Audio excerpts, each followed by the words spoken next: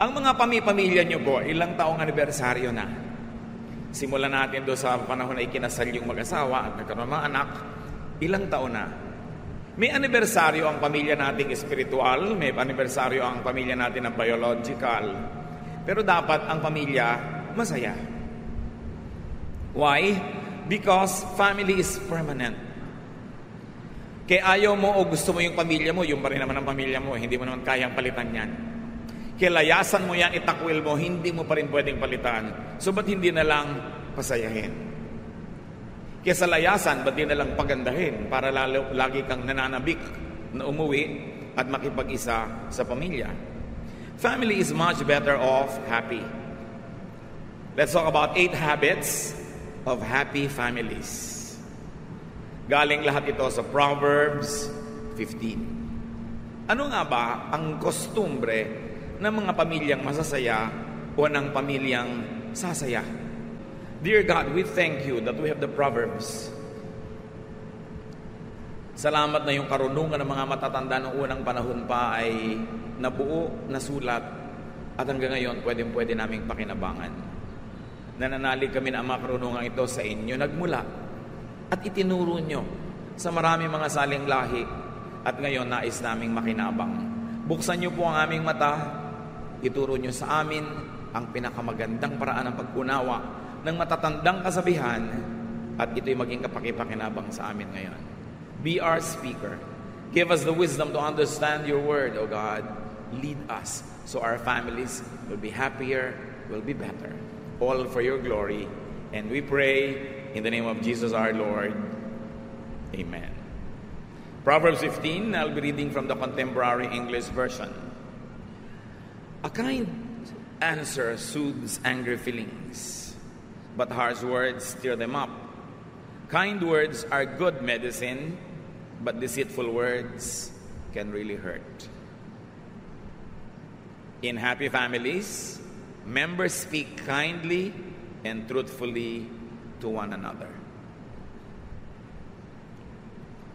Kung tayo ay polite sa mga strangers, kung tayo ay may nire-reserbang good manners, good words sa mga boss sa opisina, sa mga customers ng ating negosyo, higit lalo dapat pinakamagaganda yung salita na binibitiwan sa mga miyembro ng pamilya.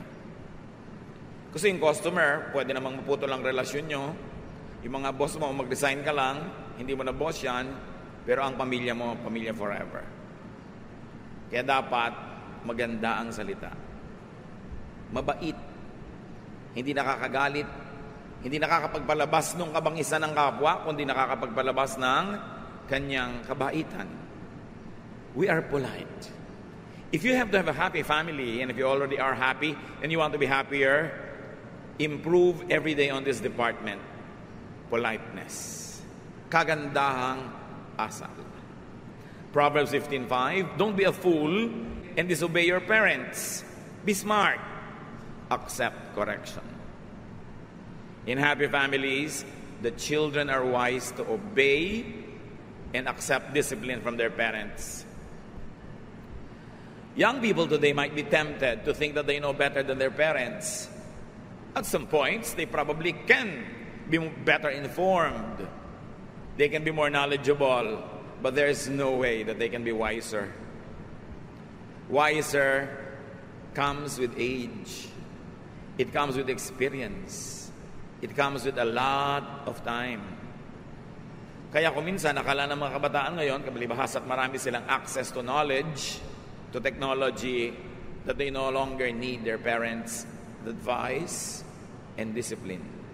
But no. Experience, age, and very especially love makes for excellent guides and life mentors. Dahil mahal ka ng magulang mo, dahil lang doon magtiwala ka na sa kanyang ipapayo. Hindi man perfect ang payo, magkamali man, pero maganda pa rin ang dahilan kung ba't ginagawan ka ng ganyang turo o ganyang disiplina.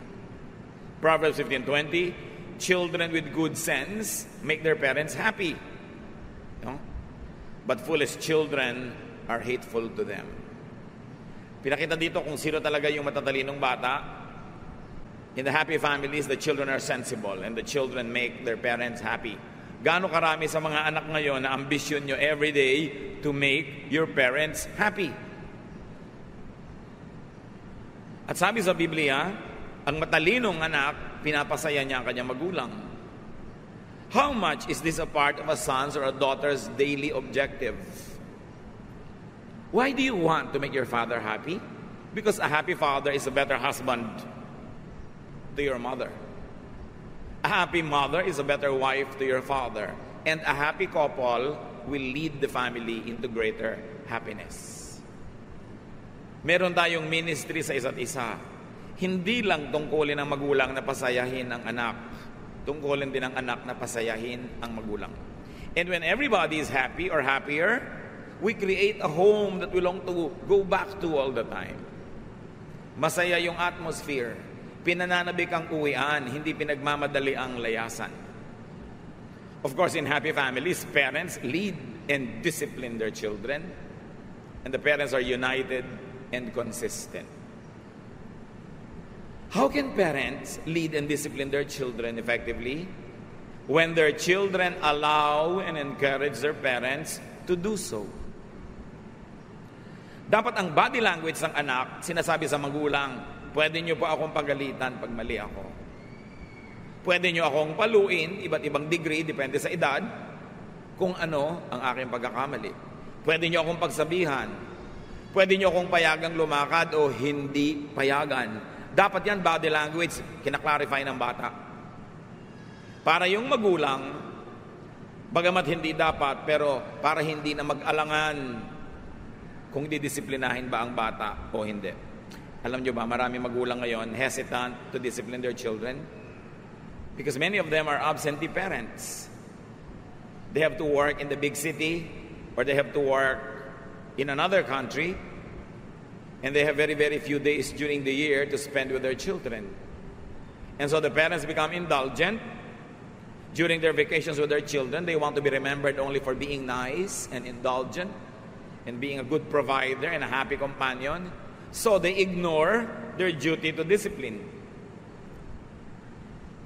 Hindi kasalanan ng mga magulang na ang ekonomiya natin ay kinakailangang mayroong magkahiwa-hiwalay para kumita at mabuhay at mapag-aral ang mga anak. Pero mga anak, hindi kasalanan ng mga magulang nyo na wala sila sa inyong presence. Kaya nga sila wala para kayo buhayin. So don't make them feel guilty for not being there in your graduation kasi wala ka naman pang-enroll kung hindi siya nag-abroad. Don't make them feel guilty na wala siya sa bawat birthday nyo o ganitong okasyon. Hindi niya gustong wala siya doon. Nauobliga lang siya at mahihirap din sa kanyang loob na wala siya. So pag nagbabakasyon ang inyong magulang, mga anak ng OFW, hindi magulang nyo lang may tungkulin na pasayahin kayo. Tungkulin nyo rin na pasayahin sila. Dahil bawat hotdog, bawat tosino, bawat kanin, bawat ice cream, bawat lollipop na inilalagay nyo sa inyong sikmura ay galing sa pagpapagod na inyong magulang. Hindi yung parang akala mo malaki pa ang pagkukulang nila. Daddy, wala ka ng birthday kung... O sige, sama-sama tayo sa birthday mo. Huwag kang kumain. Huwag kang mag-aral. Akala naman ng mga pamilya nasa magulang na lang lagi yung burden Samantalang yung tatay nyo, nag-iisa abroad, siya ang naglalaba, siya ang namamalansya, siya ang nagluluto, siya ang kakain, siya maghuhugas ng plato. Pag may lagnat siya din ang naglalagay ng sukang iloko, kung meron man, sa kanyang noo. At lahat ng pera ay pinapadala sa inyo, pero wala siyang alaga ng asawa, walang alaga ng anak. Tapos pag uwi, siya pa ang manunuyo, parang mali yata yun. Siyempre, mga nanay naman, dapat at yung kakain kayo ng inihaw na bangus, may picture yung tatay doon sa table. O mga anak, kaya tayo may inihaw na bangus at may sausawan pa tayo dahil ang tatay nyo nasa abroad. Pasalamat kayo sa kanya. Pag uwi niya dito, kung pinapagalitan kayo dahil mali ang behavior nyo, tanggapin nyo dahil aman nyo siya. Hindi yung nanay, kamping-kampi sa anak. Pag uwi ng tatay, magkakampi yung mag-iina, parang outsider si tatay. It's unfair. Dapat may pananagutan sa bawat isa. So kahit na hindi kayo lagi nagkikita, pag may nakita ang tatay na maling behavior, dapat hindi siya mangingiming itama ka kasi duty ng tatay yun Marami pong nagpapadala sa akin ng tanong, lalo sa Facebook. Yung mga anak ko, naglalakihan na, nagrereklamo po yung wife ko, hindi na daw niya madisiplina. Uuwi na po ba ako? Abi, alam nga naman, hindi ka pa umuwi. Pag uwi mo, may sungay na yung mga anak mo, may kaliskis, may buntot. Wala, kunwari lang, may anak ka, pero malayo na yung loob sa'yo. Parang wala ka na rin anak nun. Isang tricycle pa lang po ang aming naipupundar. Kailangan mag-decide ka. Kung kailan yung enough, kailan yung tama na. Siguro pag nag-abroad ang tao, the first 3 to 5 years, need. But if it's already overly long, greed na yun. Ayaw nang tumigil. Lalo yung asawa, di mga 10 years pa para makabili tayo ng bahay. Bahay saan? Sa Pililya. Ang layo. Di ba? So, another 10 years, Daddy, para makabili tayo ng car. Dahil ang layo, kailangan ng car. Pagbalik mo, may mga apo ka na, hindi ka kilala ng anak mo. Unfair. So, kailangan matitino yung mga naiiwan kay husband o wife. Magtipid, magnegosyo, huwag gasan ng gastang akala mo ninang sa lahat ng kasalan. No? Samantalang naghihirap yung asawa abroad, ang mga anak naman, tatlo cellphone. Yung puro gastos dito, gastos doon, hindi na nare-realize ang hirap ng magulang. Alam nga namang idaing pa sa inyo yung hirap. Alam nga namang magpa-picture siya na butil-butil ang pawis dito at kumakain na sardinas. Siyempre, ang picture niya lagi, yung outing, yung bakasyon ng company nila. Pamisa-misan lang yun. Ang totoo nun 15 tao sila sa loob sa kwarto. Bihira naman yung maginhawa. Idadaing pa ba? Facebook ba yun? Siyempre, hindi. So, makiramdam kayo. Proverbs 15:31-32, healthy correction is good. And if you accept it, you will be wise. You hurt only yourself by rejecting instruction, but it makes good sense to accept it. Mga anak ang kausap dito. At asawang pasaway. Kuminsan yung anak mo, asawa mo, parang panganay mong anak, siya ang pasaway, no? Lahat may pananagutan para tumino ang pamilya. Hindi lang yung isang matino ang kailangang manindigan para sa lahat ng hindi matino. Maraming hindi alam ang anak. At malalaman nyo lang yan pag magulang na rin kayo. So habang hindi pa rin kayo magulang, hindi nyo pa nalalaman na maging magulang, sumunod na lang kayo. Kasi kung hindi naman kayo mahal ng natatay nyo, dapat hinagis na kayo sa kanal nung bata pa kayo. Dapat nadagan na kayo, tinguupo siya sa silya, nagkaluray-luray na kayo, hindi na kayo lumaki pa. Kaya kayo nakaabot sa edad nyo na yan kasi mahal kayo. Therefore, magtiwala na lang kayo. Though imperfect, your parents will always want the best for you. Trust your parents. Of course, unless they are mentally insane, which is another case. Kaunti lang yun. Proverbs 15:15-17, the poor have a hard life, but being content is as good as an endless feast. It is better to obey the Lord and have only a little than to be very rich and terribly confused. A simple meal with love is better than a feast where there is hatred. Talino talaga ng mga nagsulat nito. Inspired talaga ng Diyos. Sabi, kung magkakandara pa kayo sa pagpapayaman, pero ang magiging bunga nito ay nagkakagulo ang pamilya nyo. Maghahanda kayo na ang laki-laking handa, ang ganda-gandang handaan, pero nag-aaway-away na kayo. Magpapadebo kayo ng anak, ang liit-liit ng bahay nyo, gusto na anak nyo, bumababa sa laki-laking hagdan. So magpapagawa pa kayo ng malaking-malaking hagdan na wala naman pinupuntahan. Para lang siya manaog doon sa tugtog ng musiko niya. Tigilan yung kabaliwan na yan. Magpakasimple kayo para di magulo. Lalo't hindi nyo naman afford. Ngayon, kung afford nyo, gagastos kayo ng 300,000, 400,000 sa party na hindi maaapektuhan ng inyong budget, hindi maaapektuhan ng inyong pagpapaaral sa mga anak, mga babayarin, hindi kayo mangungutang, di umarya kayo. Pero kung uutangin nyo lang, magkakadabuhol-buhol ang mga budget nyo para lang kayo magpasikat, so niya, a simple meal is better than a feast where there is hatred.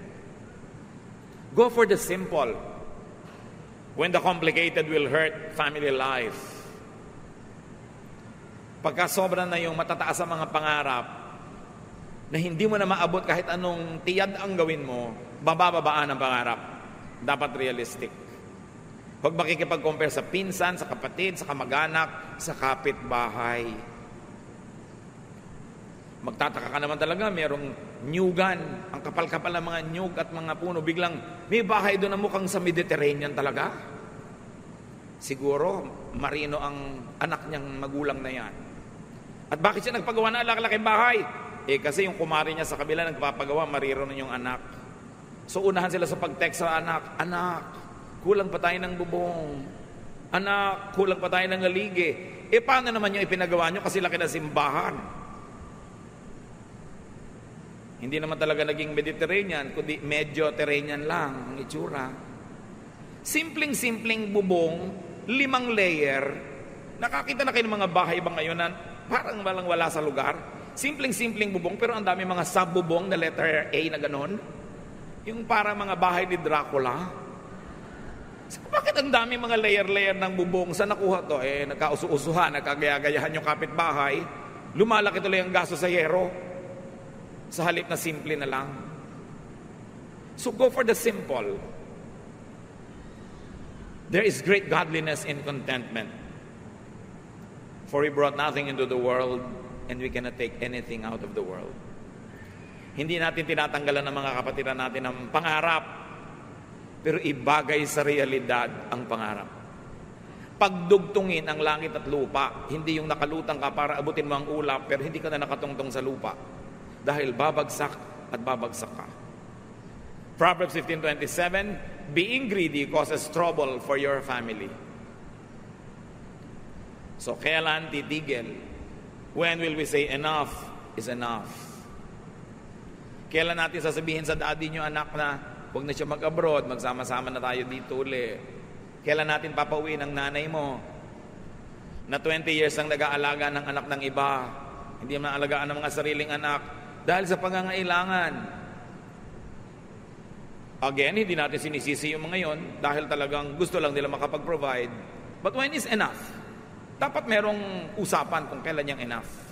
Dahil hindi na uubos ang gastahan.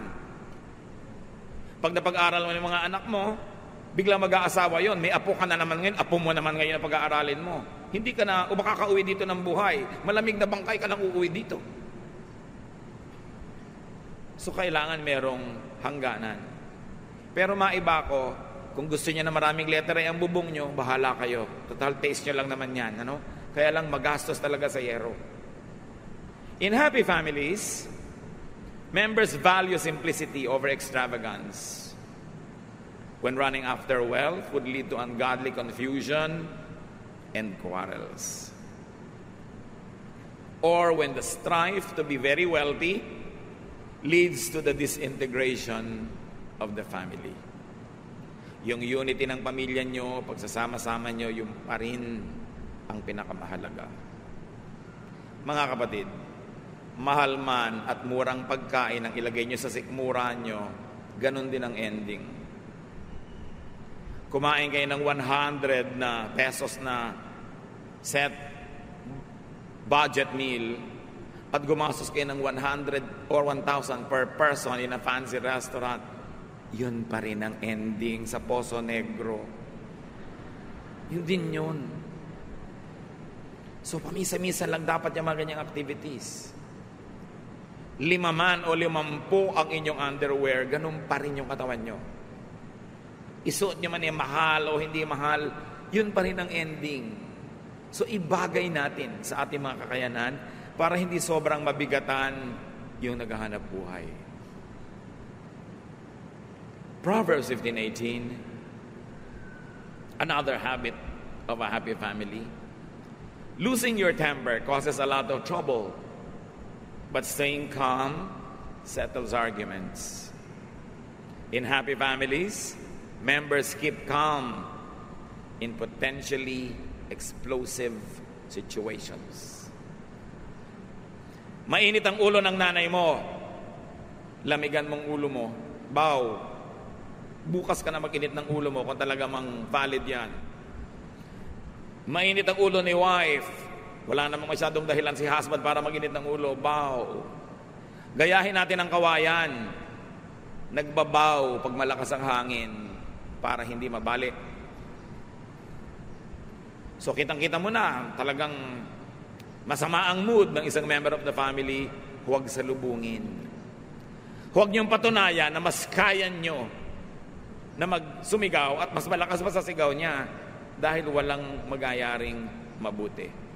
Pag nararamdaman niyo na uuwi sa argumento ang isang usapan, bite your lips, stop talking, wait for a more quiet and subdued moment to plead your cause.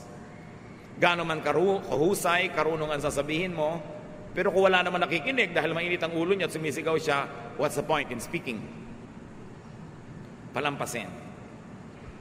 Mas matindi ang galit, ang mood, mas mabilis mawala, parang ulan. Pag sobrang lakas ng ulan, makakaasa kayo, hindi lalampas ang 10 minutes, tapos yun. So pag gano'n na gano'n, very intense ang feeling ng member ng family, hayaan nyo lang, mag-express. At pagpayapa na siya, nakakain na, nakapagpahinga na, bukas, sa makalawa, doon nyo sabihin, alam mo, ang init-init ng ulo mo last time, gusto ko ipaliwanag sa iyo yung side ko, na hindi naman dapat uminit ang ulo mo doon. Or alam mo, may kamalian ka doon at ito yon, pero pag tahimik siya, hindi yung paggalit. We communicate with family members to make peace, not to make war. Pero oras sa sumigaw ka, nagalit ka rin, may kasamang dabog, you're not making peace anymore, you're making war. At saan pupunta yung usapan ninyo? Kundi magkakagalit. So, yun daw ang matatalinong miyembro ng pamilya. They don't lose their temper. When you know that you are potentially an explosive about to burst out, be quiet. Mahirap mamagtimpi, pero mas konti ang damage nun kesa sa ibulalas mo lahat ng nararamdaman mo. Tapos mamaya, sorry ka. Mabuti nagsosorry, pero mas mabuti hindi ka nagsosorry dahil wala ka naman dapat ipag-sorry. Hold your tongue. Those who have a loose tongue usually get into a very tight place. Another quality of a happy family, Proverbs 15:19. Being lazy is like walking in a thorn patch.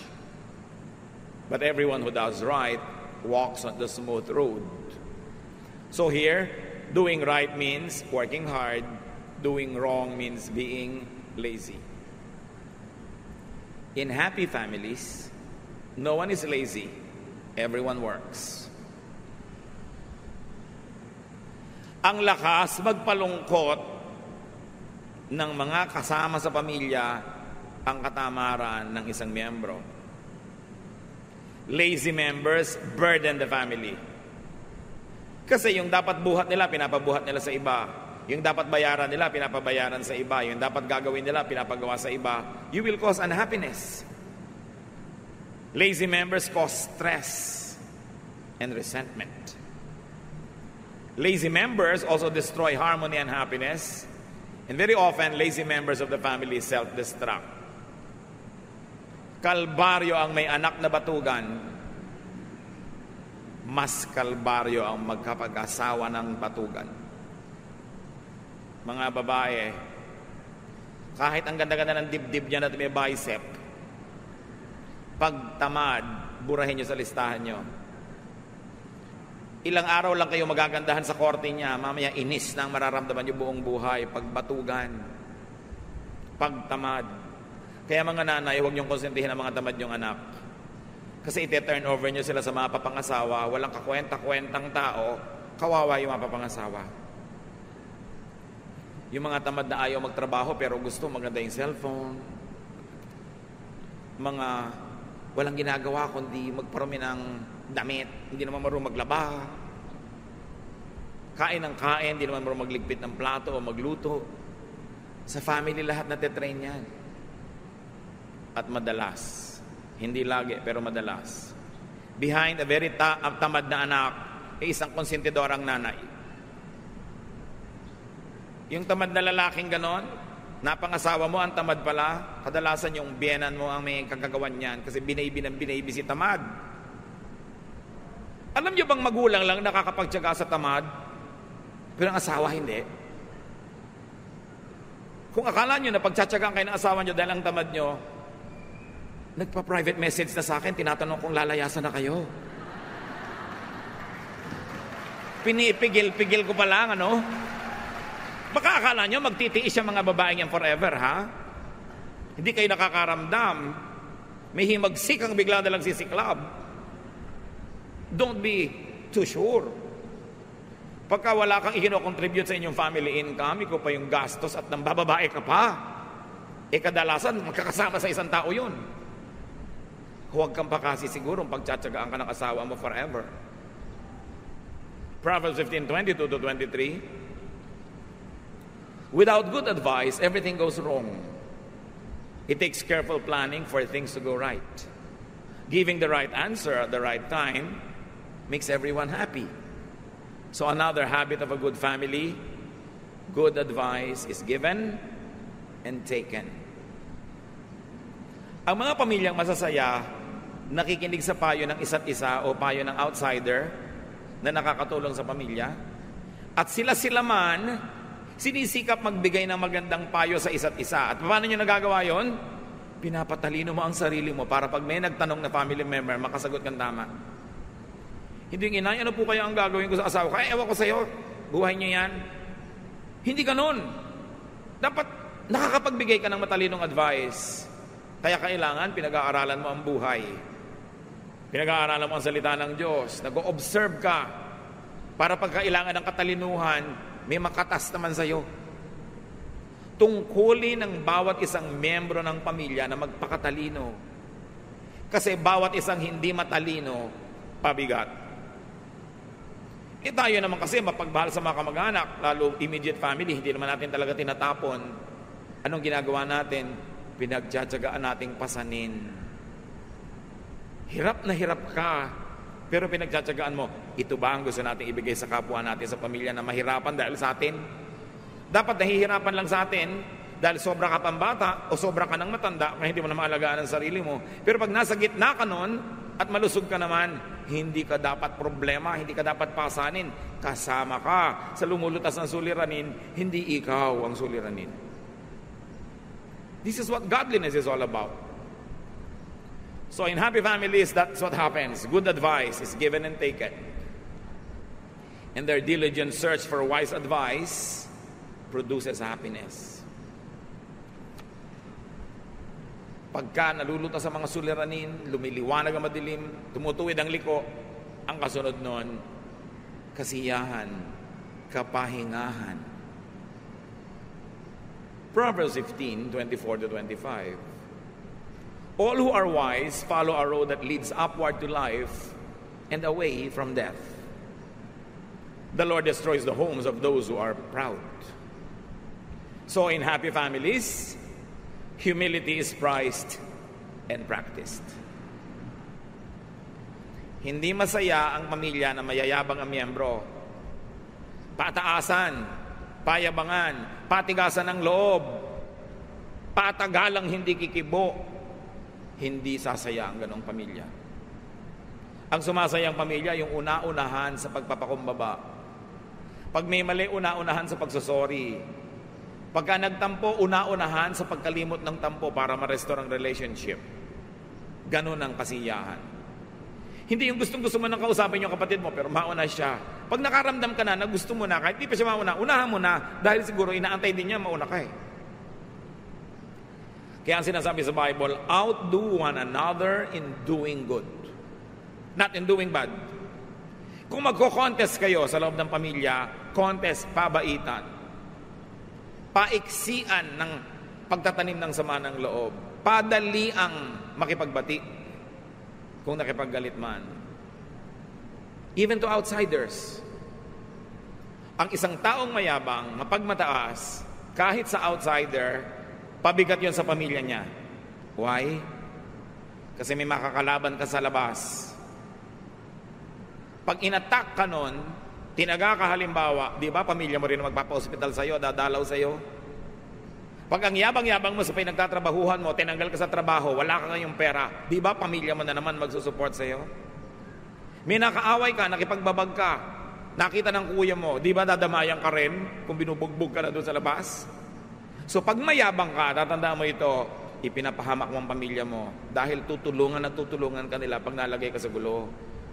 Kaya nagpapakumbaba ka rin kahit sa labas, para ang uwi-uwi mo sa pamilya mo, mga kaibigan, hindi kalaban. Kawawa yung mga miyembro ng pamilya na mayroong mga basagulerong mga kapatid. Mga kapatid na chismosa, mga napapaaway dito, napapaaway doon dahil madadamay at madadamay ang lahat. So humility is prized and practiced, and therefore the family receives God's favor and protection. Ang yaman nitong Proverbs 15. Halimbawa, verse 30, a friendly smile makes you happy, and good news makes you feel strong. Di ba? Pag nangingitian tayo, nakakarinig tayo ng magandang balita, nakakapagpalakas, hindi lang ng katawan, kundi ng loob. So in happy families,